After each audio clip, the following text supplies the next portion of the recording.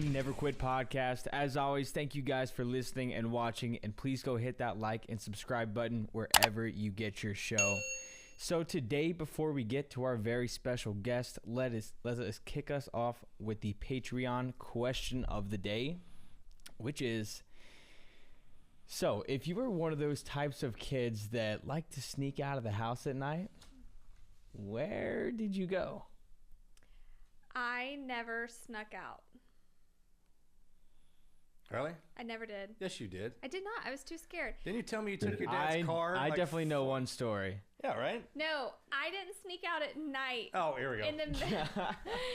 I was grounded during the summer one year, and I took my great-grandma's car. She had just died, and my mom was going to sell her car. This is actually a confession that my mom has never heard before. So I took her car out, just drove around, didn't even go anywhere, just drove around. But then I thought, oh, I have to put gas in it so she doesn't notice that I had been driving around. And I ended up, this was when the gas tanks were kind of like, there was one pump and then another pump, but they were on like a raised concrete thing. I don't know what you would call that, like a shelf. And I was so nervous when I was turning out.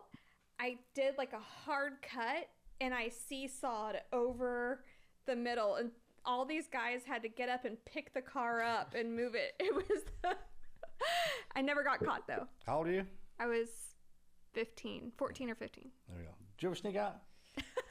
So I never really had to sneak out, but there, I guess this is confession time for me here we too. go. Great question. Yeah.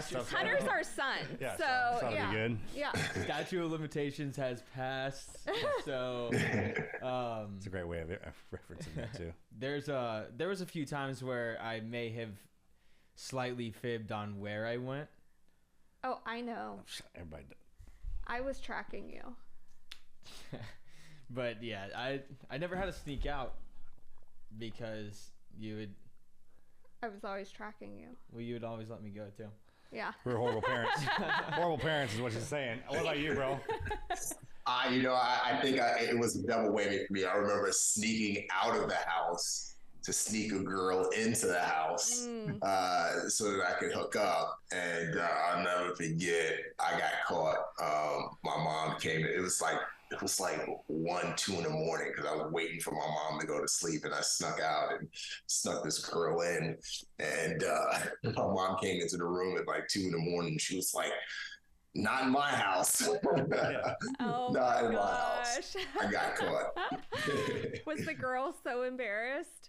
Oh my God, yeah, she was. And she had to find her way home at 2 in the morning, but I put her in a cab, you know. Oh what a gentleman. Yeah, nice guy. Squared away. What grade was that?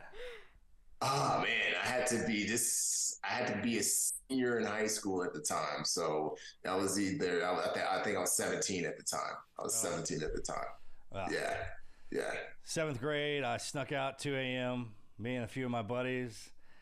Ran 3 miles, jumped in the water, swam 400 yards across the lake into another neighborhood, ran down the road a mile, knocked on the window, got one little peck on the cheek. That was as far as it would go back in them days.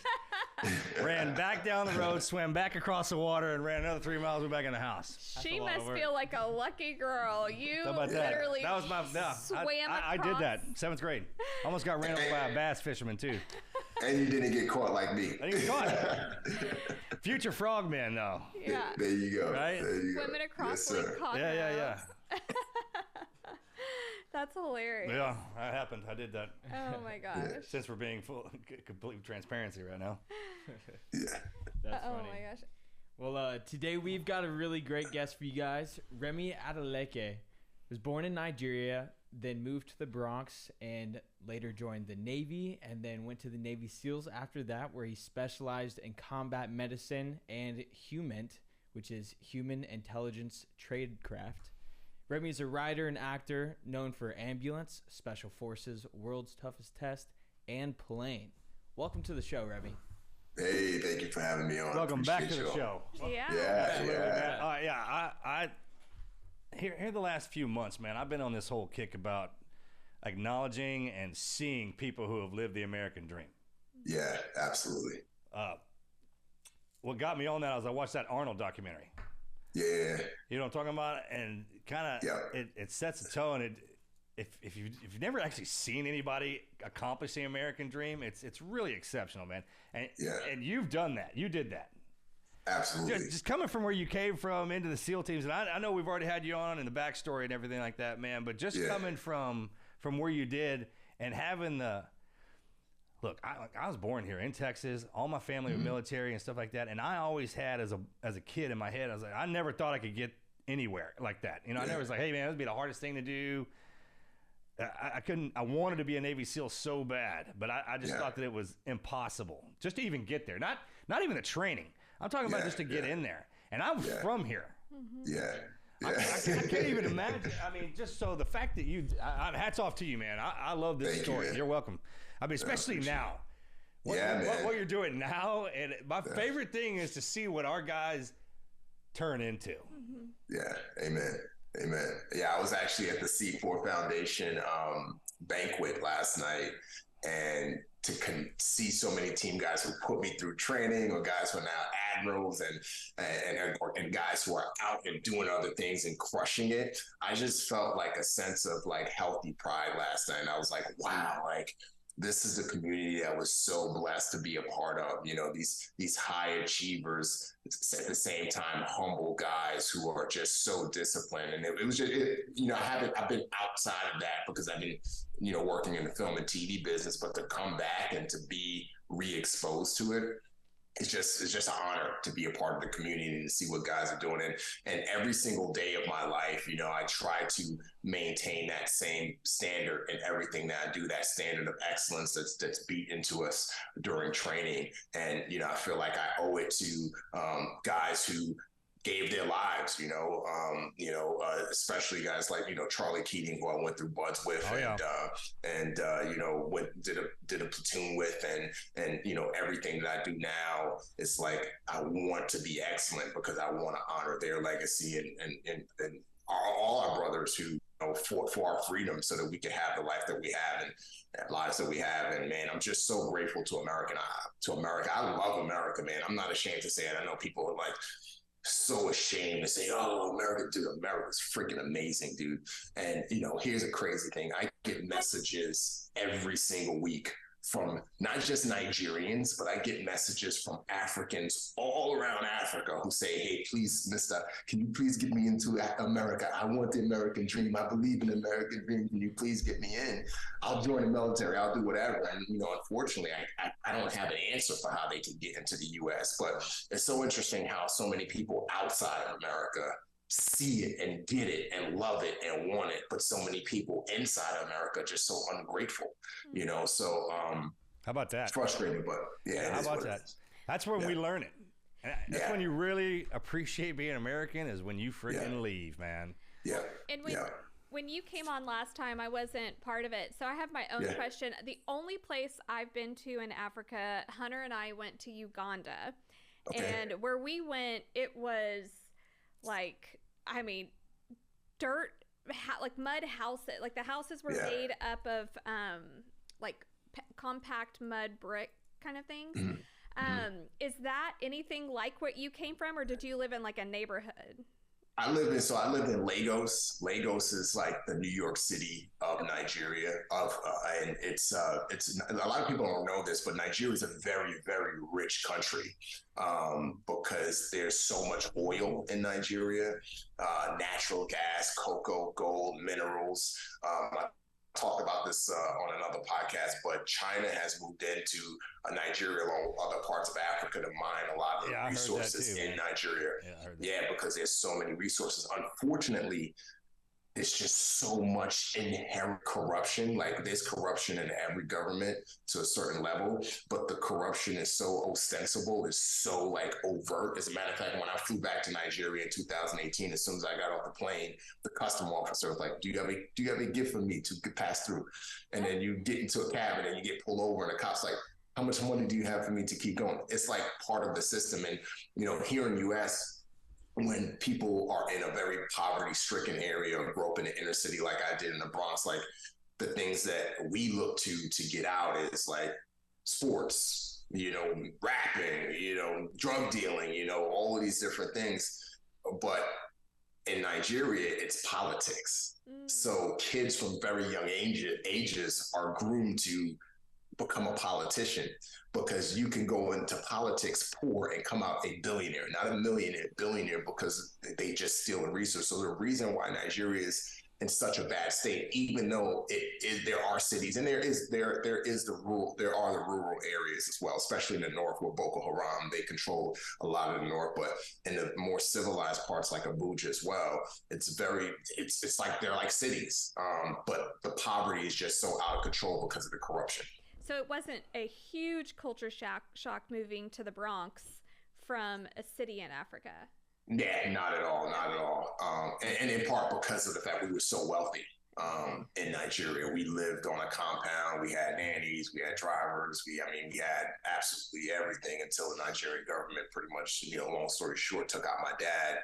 And then, once he was dead, we went from rich to poor, and my mom brought us back to the States. So it wasn't too much of a culture shock. Okay. When did the SEAL thing come across you?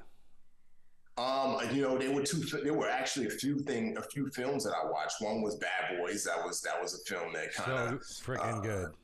Yeah. That was the first one of the ones that helped mold me. You know what I mean?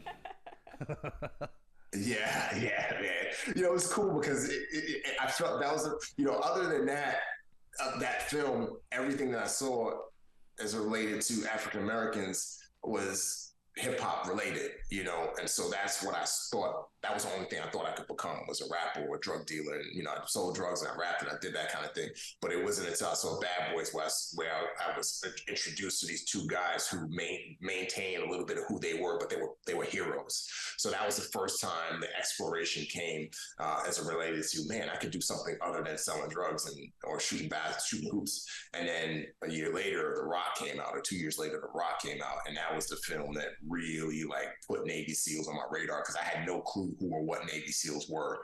And that's when I was like, hey, if I ever turn my life around, that's what I'm going to do. And I was 15 at the time.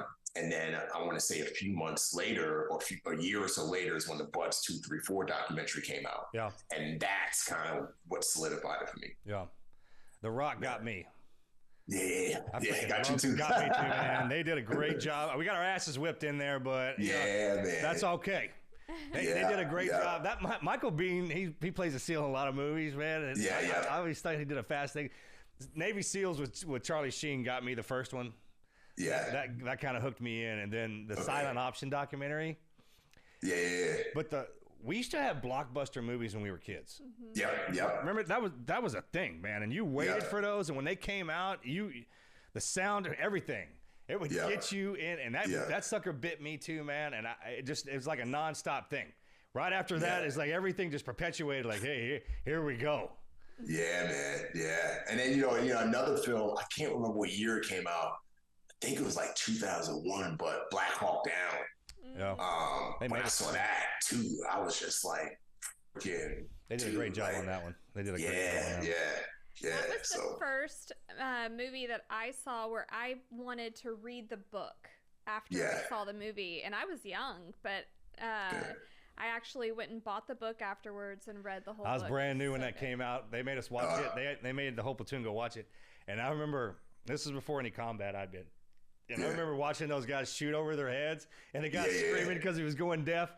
And then just the little stuff that they put in there, that stuff actually happens. Yeah, like the guy can't see driving the Humvee. That's happened to us, dude. I mean, so they did you can't, when you're in the middle of it, and I mean, just everything is just coming down on you. Whatever happens to us in that, when we're just trying to get through that, you want to talk about some chaos and comedy and everything in between, man. Yeah. It creates lasting memories for sure, brother. How about that? For sure. Yeah. So you must have gone in after 9/11, and you were in New York at 9/11? Yeah, I watched the towers come down. I was in my apartment where my mom was asleep, and my mom woke me up and she said, "We're under attack. Turn on the news." And turned on the news, and sure enough, the towers weren't on the news. They hadn't fallen yet. And we, all we heard was sirens back and forth, fired on the street where we were. I mean, there were police cars fired fire trucks just racing back and forth. And then there was a friend of mine. She lived in the building next to mine, and our buildings had 17 floors. They went up 17 floors. And so I went on her roof, and we were able to see the towers from the roof, because we're now, with the roof 18 floors up. And so saw the smoke, saw it all. And her cousin was in the windows of the world. Oh. And she was trying to call her cousin. Her cousin had 2 little girls, and she couldn't get through. And then we watched the towers come down from the roof. Both of them come down, and they never found her cousin. Yep. So that was my connection to it, to 9/11. It was a very personal connection. But one thing I do remember is I just remember the city just coming together in a way that I never saw before, man. It was just so beautiful. The beauty that came out of the tragedy was so cool to witness. But it was horrific, man. It was horrific. But interestingly, when I went to go join the Navy, I didn't know I had 2 warrants out for my arrest. And the recruiter, Tiana Reyes, God bless her soul, she ran my background, found out that I had the 2 warrants, took me to the judge in New York. Told him, hey, this guy's trying to join the military after the act of war. The judge said, all right, we'll expunge this record. He just has to pay court fees and court fines. And then she drove me to the judge in that was the judge in New Jersey. And then she drove me to the judge in New York. And the courthouse was like 3 or 4 blocks from where the Twin Towers were standing. Wow. And this is July of 2002, and it was still cleanup. There was still search. So there were parts of that area that was still kind of cordoned off. But the recruiter, Mark Tiana, gave the same speech to the judge. And he was like, all right, this guy's serious about joining the military after the war, especially when the war started like a few blocks from here, we'll expunge this record. So 9/11 played a role in me getting into the military. And so it's bittersweet for sure. Yeah. Wow. What a great story. Freaking recruiters, man. They could talk somebody into anything. Yeah, man. You don't talk about like they got us. Yeah, man. Yeah. Those suckers got us, man. They got all of us. Well, I needed to get God. Otherwise, me too. Yeah. I'll just say, she died. She died of autoimmune disease 2 years later, which is sad. But her daughter has become like my daughter. She's in college now in Maryland, so we're close, and so it's kind of worked itself out. Wow. So when you were in the teams, at what point did you start to gain an interest in like the behind, like in film? I know that everybody in the teams watches movies for a sort of therapy and therapy. Yeah. That's like exactly what it is. I know that movies are a huge part of the culture in the SEAL teams, but at what point did you decide, okay, I want to write one, or I want to be in one, or? It wasn't when I was in the teams. I got out in 2016. I was in this, I was getting my MBA, like not my MBA, but my master's in organizational strategies and business degree. When I got out January 2016. So I was in school. I was in my first semester, and my goal was to go into business consulting full time. I was working with some individuals that my wife is close to, where they do business consulting with YPOers, and so I was kind of doing that, and that's why I was pursuing my master's degree. I know who they are.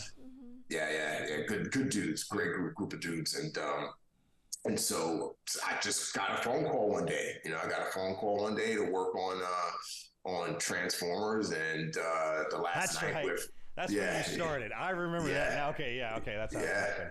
Yeah, and that was 5 months after I got out. Again, it wasn't something I was pursuing. And then work with your twin, Mark Wahlberg. Yeah. That's right. That's him.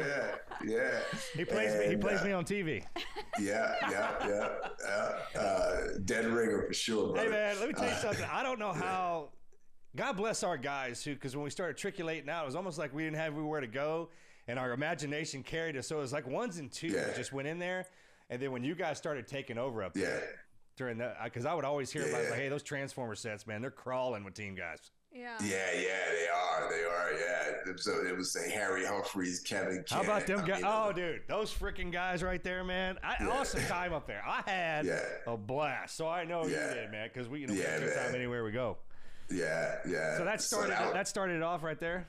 That started it off. I started working on that, and then I got hired to work on 2 commercials with Peter Berg. Actually, one was an Army commercial, and one was a T-Mobile commercial. And then I just started doing more consulting. Babe brought me back for 6 Underground to not act and just be the consultant. He's good about that. And then, man, he's Pete's good dude. about that. Peter Berg, man. I mean, that guy's such a good guy. I'm gonna talk shit about him. They got him up there. Some of them are great. He's one of them. Man. So Mike was like that as well. Yeah, Mike was like that. He's super pro-military, loves team guys. He wants things to be as authentic as possible. I know he treated me as a consultant, like, he treated any. I've never heard anything. Yeah, that's right. I've always heard that too. Yeah. And so it was, that was when I started, at the same time I started getting into the human trafficking thing on the side. I was working with volunteering with a few different human trafficking nonprofits. And when I got back from a trip in the DR in January 2018, and that was right when, as soon as I landed, I had a bunch of missed calls from Michael Bay's producing partner, Mike Case. And he was like, hey, Bay wants to hire you for his next film as a consultant, and he wants you to start training the actors. And it was after I got off the call that it was like these 2 worlds collided, the world of human trafficking and the world of filmmaking. And that's when I decided to really start pursuing. I already started writing films, got into the WGA, and so that's when I was like, I want to write and direct something around human trafficking, specifically organ harvesting, because there's a lot of sex trafficking stuff out there, which falls under the banner of human trafficking, but there's not a lot of organ harvesting stuff out there. So that's when I kind of started my journey into because that's crazy filmmaking. As shit. That is so crazy. Oh yeah, it's nuts. I mean, thank God it's not. I mean, we talk about some of this. We're in after everything that we've been through, and we've seen some of the stuff that we see. I'm like, hey, Yeah. The only time I've ever seen anything about organ harvesting is on Criminal Minds. I went on a binge watch of Criminal Minds, and there were a couple of episodes that had something like that, but it doesn't even seem real because you never hear it from anything else. You never hear about it. We got some human predators out there. Right. Yeah. No, it's real. It's a multi-billion-dollar industry. My short film, The Unexpected, which is on YouTube now, it kind of is based on true events. It's not completely true, but it's based on true events around an international organ harvesting ring. I did a lot of research and interviewed a lot of different people. One guy in particular who was trafficked from Venezuela to Colombia to Mexico with the promise of getting snuck into America, and he was exposed and he was captured and essentially trafficked along with women and children. And so it's very, very real. Egypt is considered the organ harvesting capital of the world. There's a lot of organ harvesting going down on the Mexican border. You have American doctors and nurses who may have dual citizenship, may not, that are when they find out somebody needs a specific organ in the U.S., they relay that message to organ harvesters down in Mexico, and they make a deal happen, and that organ transplant happens. So that's our doctors doing that. Not all of our doctors, but there are some corrupt doctors that are along the American border that are playing a role in providing intelligence to organ harvesters. That is so messed up. So they know who and when needs to get organs. Yeah, Vice actually did a whole story on it. If people look sure. Up Vice, we're not talking. There's not chumps doing that either. America, Mexico. Yeah. We're not talking about poor folks doing that. Yeah, there's a lot. I'm sorry. We're not talking about poor people doing that either. That's a rich game. No. It's a rich person's game. As a matter of fact, there was a organ harvesting ring that was busted in Cairo in 2015, and of the 60 people arrested, the majority of them were doctors and nurses. Yeah. Very intelligent people. Also, there's a story. It was an international story that came out, I want to say in 2018. There was a woman in India. She was I forgot what part of India she lived in. She was in a very low caste system, and she received an email saying, "Hey, we have a job for you in New Delhi." And she traveled to New Delhi. The employer, I say that in air quotes, told her, "Hey, in order for you to start your cleaning job, you have to go get a physical tomorrow." And so she went to go get a physical. got undressed. The nurse told her to get undressed. She got undressed. As she was getting undressed, she overheard the nurse on the other side of the room say to the doctor, "Hey, this is the girl who's given these particular organs." And knowing that organ harvesting and organ trafficking is a big thing in India, she got up, got dressed, ran out, and she went and alerted the police, and they uncovered a multi-million-dollar organ harvesting ring that had been going on for a number of years. And again, the people that were involved in this, a large number of them were doctors. And on top of that, I can't remember if it was this story, but there was a Nigerian engineer. I hate to kind of bring that up, but he was a web developer, and he created this very intricate website where people can go, traffickers can go and make and match organs in India. He also got arrested as well.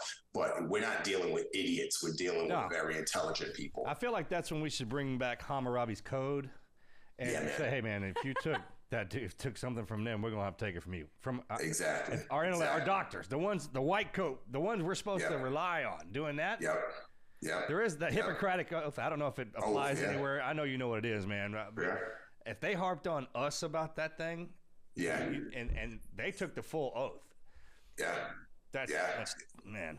I have a question about the organ harvesting. When they're doing that, are they? This is probably a stupid question. Is the person dying that is doing it, or are they actually surviving this? So every situation is different. It depends. So every story is different. There are people who are unwitting victims, but then in some cases you have people who are witting victims who have been manipulated in a sense.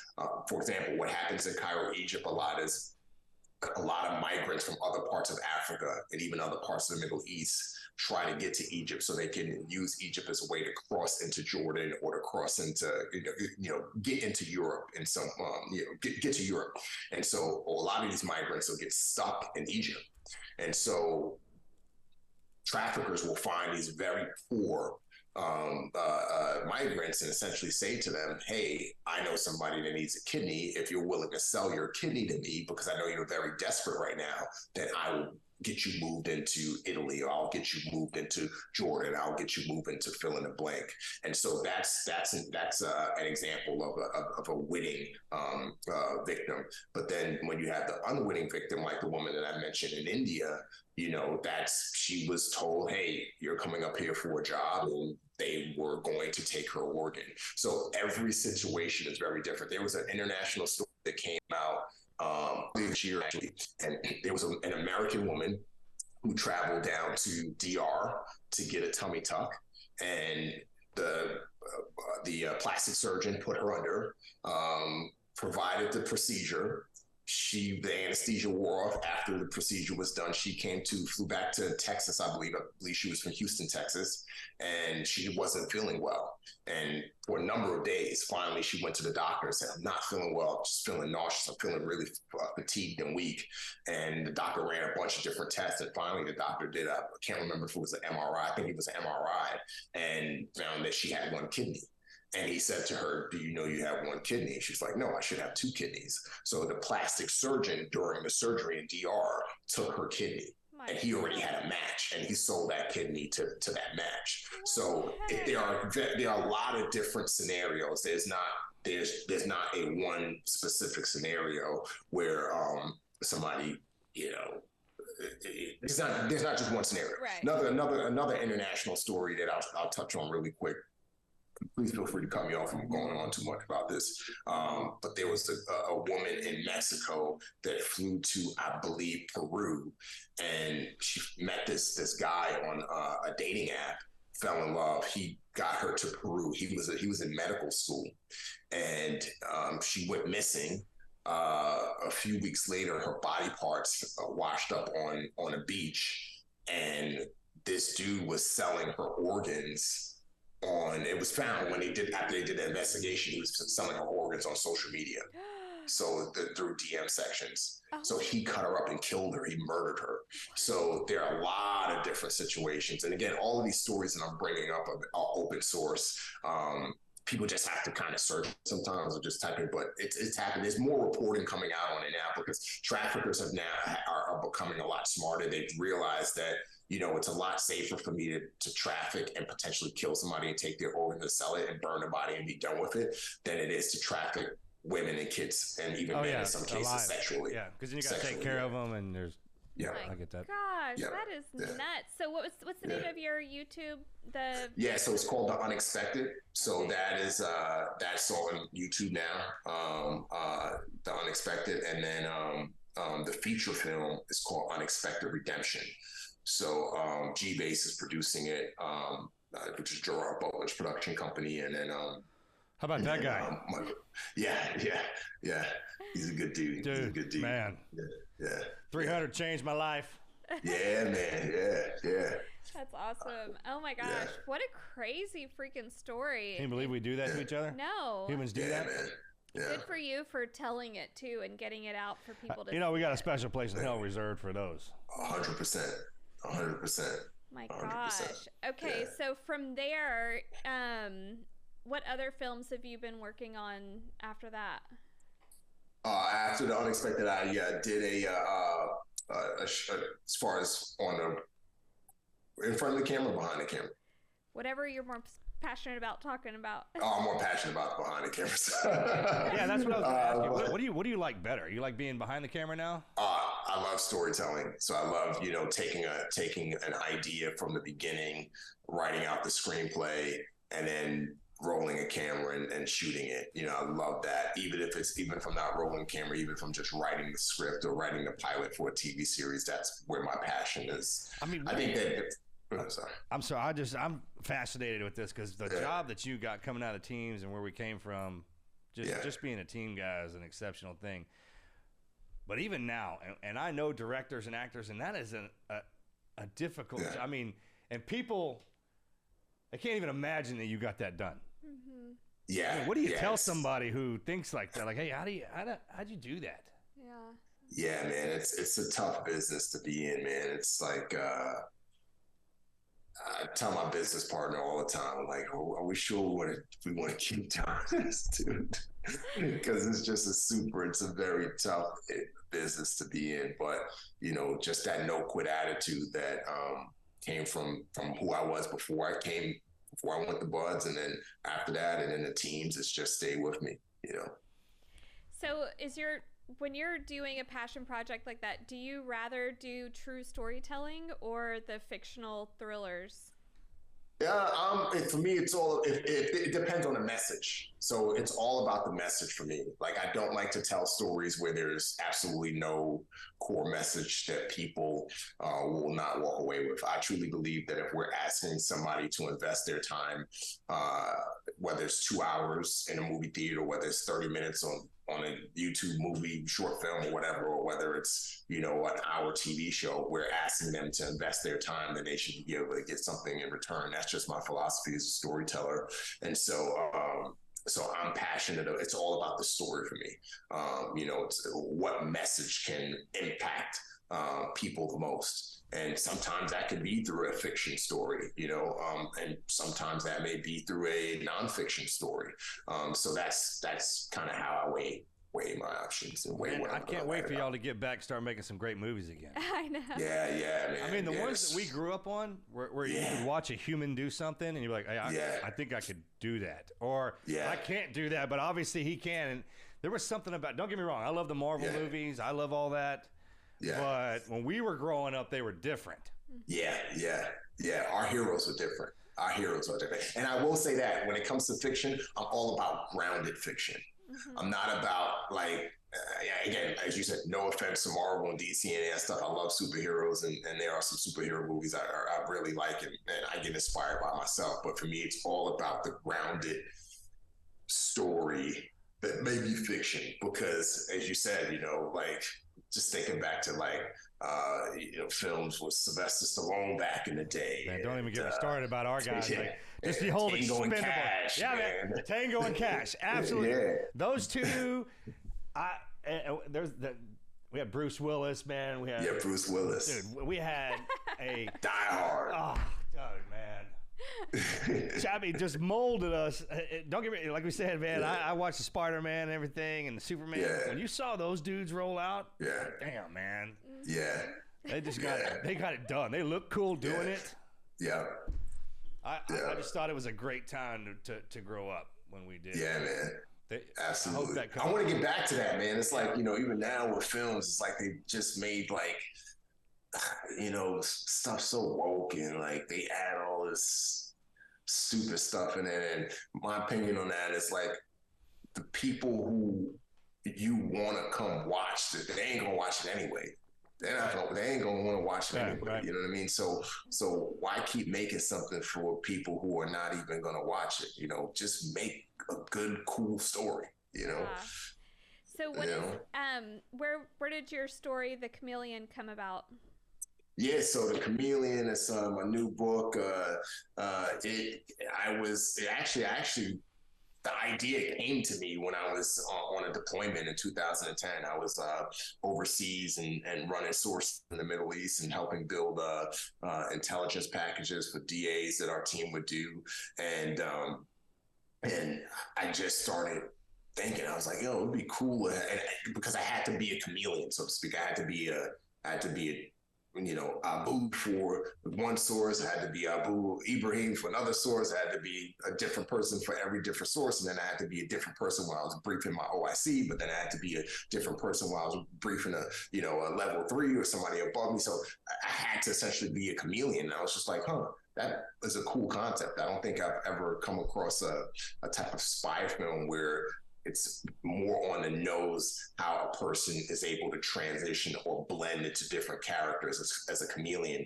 And then that idea blossomed even further when I went to the Lee Strasberg Theater and Film Institute, and I studied there for a bit. And I remember there was a teacher there who she was trying to get a couple actors and actresses to cry. And she said to them, she was like, it shouldn't be so hard to cry. You should just be able to cry. She said, watch me. This is how you do it. And she literally put her hand like up here above her forehead.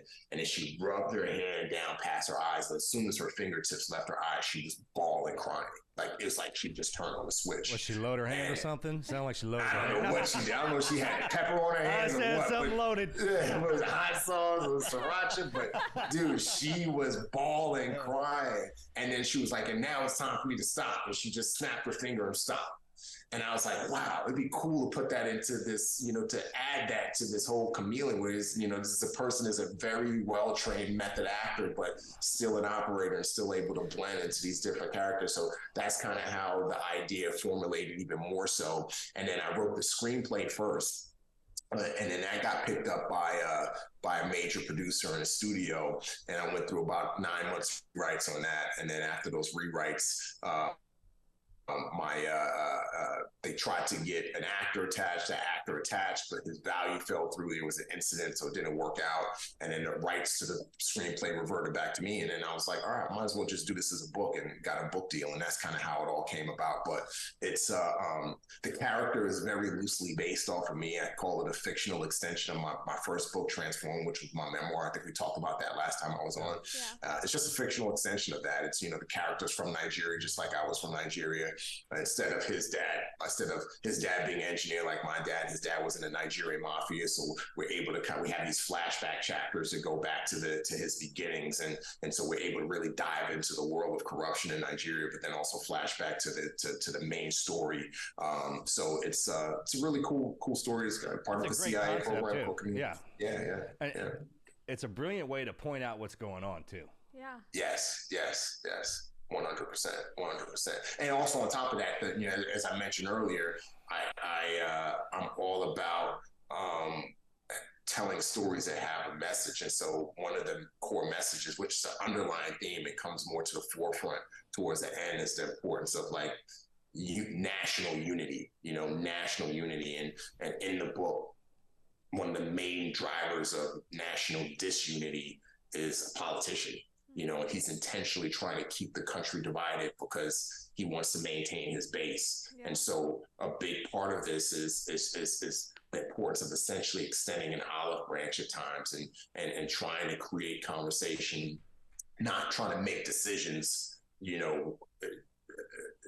just for someone's self-interest, but make decisions for the greater good of the entire nation. And that's how we have something. I'm trying not to give away too much, but it comes more to the forefront towards the end of the book. What are you enjoying more? You like the writing better, or you like the behind to making the movies? Well, to me, the writing is part of the behind the scenes. So, I love it all together. I love taking a project from inception to shooting, rolling cameras and shooting it, Awesome. So I love that process of it. It's therapy for me, as with the stuff that we went through and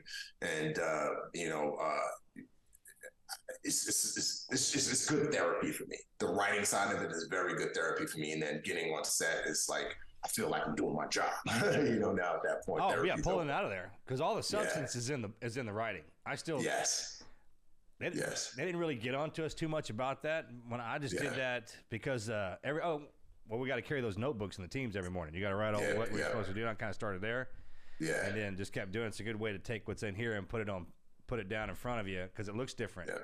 Yeah, absolutely. It looks completely different, and then when you read it back to yourself, sounds different. Yep. Right? Table reads, man. Table reads a key.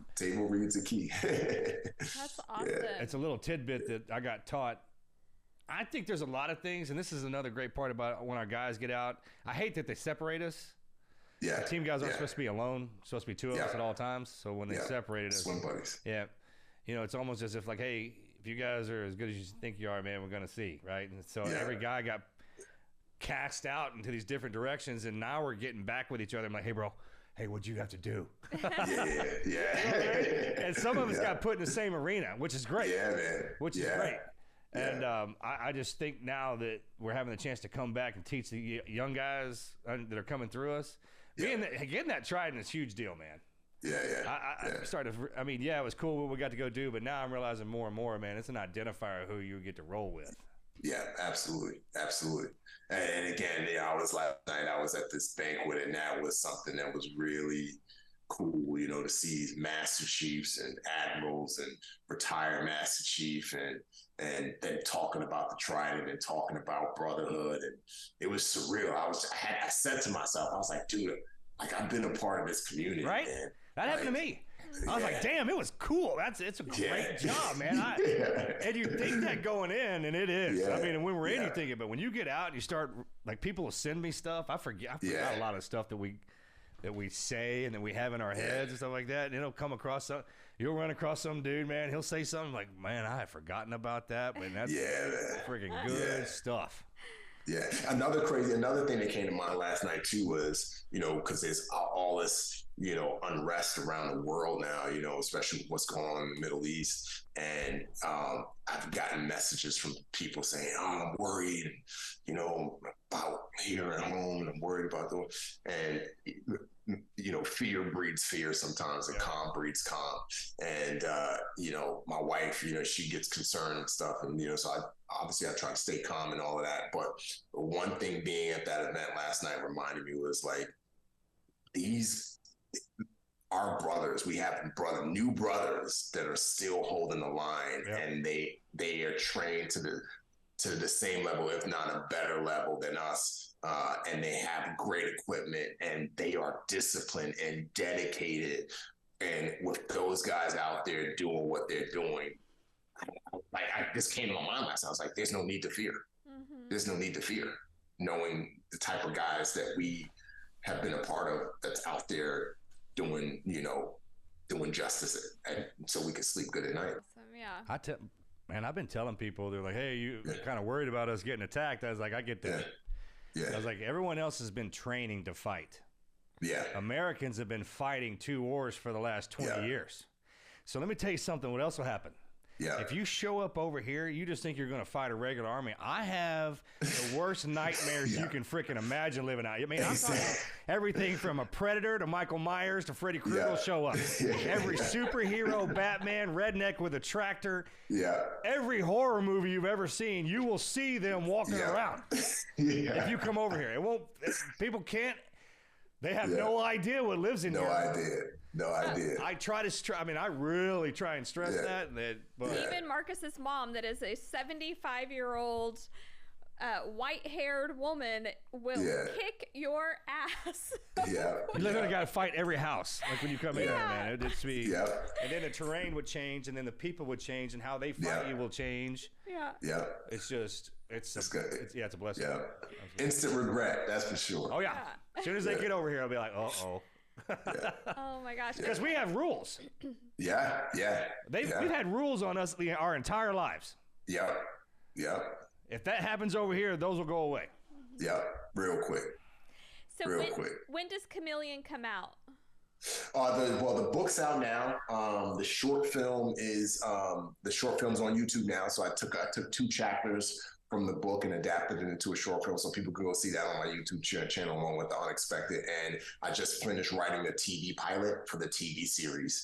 We're hoping to, I got an email that's going out as soon as we finish up this podcast to a major actor to see if he would come on board to play the lead role. So yeah, man, that's where that is right now. And then Unexpected Redemption is where we're casting now that the strike's over. We're going out to talent in the next 2 weeks, which Unexpected Redemption is a sequel to Unexpected, so that way we can hopefully get into production early 2024. So they're getting the fire lit back in them, right? They're getting back in there?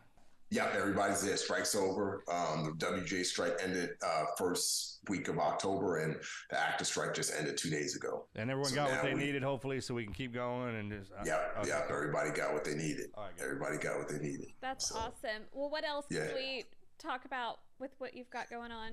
Yeah, so there's 2 projects. One is which Tenderfoot TV is called Downrange. It's a narrative podcast series that highlights stories of war fighters, men and women war fighters. The first episode came out with Sergeant Harriman, came out last week. He's 4 Purple Hearts sniper in the Army. I believe he was in the Green Berets. And then the episode that just released yesterday is an episode featuring Will Chesney, who was on he was dog handler at Dam Neck. So he talks about his story, his struggles after he got out of the military, but then also Operation Neptune. And so, it's not a podcast like of us just, one person interviewing another person.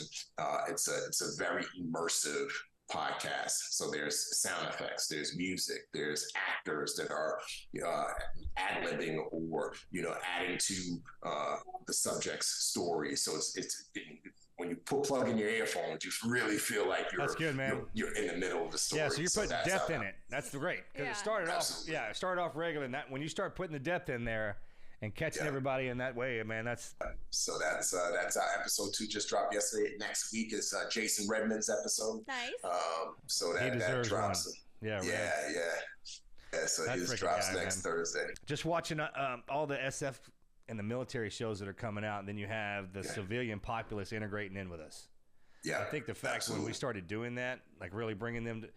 Because the past generations, they never did that. They didn't talk to It's by design, maybe by societal norms, whatever. But for whatever reason, man, the GWATs, once we step back in here, man, we just started consuming. Yeah. I think that's really beneficial to our people, too, man, because it reminds them how tough they are. Yeah, exactly. They're not freaking weak. They're freaking tough. Exactly. Amen. And it's a double-edged sword. It also, I'm sure as it's a freaking recruitment crisis right now to get people into the military. I heard about it. And so, I feel like this stuff is important to show people, to hear, so people could hear our guys and gals stories so that they could get inspired and say, you know what? Maybe I'll join the military. I'll give it a shot. Maybe I'll serve.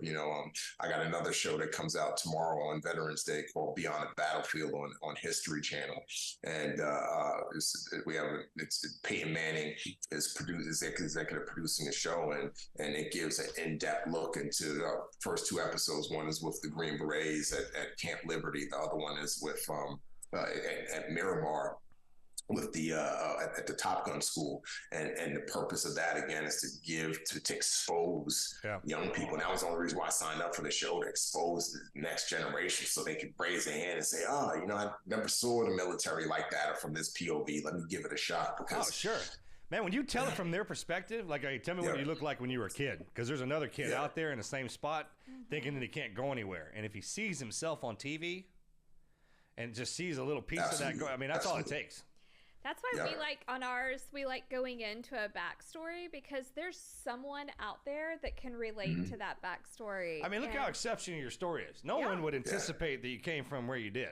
Yeah. And I don't know how we dropped that part where it's like, man, we got here, but damn, it wasn't freaking easy. And we came out from the spot everybody else did. It's just know that you can do it. Exactly. And then and then giving them an example. That's it. You know, no, there's no excuses. You know, I tell young people, I don't want to hear, you know, I go back to inner cities all the time and I'm like, and speak. And I have a charter school that I started up in Muskegon, Michigan. It's right in the inner city of Muskegon. And I try to tell my kids, I said, you guys have absolutely no excuse. There's no reason why you cannot be something or be somebody. Like the freedoms that this country provides and the opportunity and the different paths that can set you up, even if you're lacking from an education standpoint. You can go into the Marine Corps, you can go into the Navy, and you can learn principles. I know that if I went to college out of high school, I would have freaking got crushed. Absolutely. That happened to me. Afterwards, after I came out, I learned how to study. I learned how and once you figure that out, they teach you how to work yourself. Exactly. And if you don't, and that's intimidating if you don't know how you work, and especially if no one's there trying to help you. When we get around each other, it's like, hey man, I can see you. And not only that, I know what you're capable of, and let's make this happen. Exactly.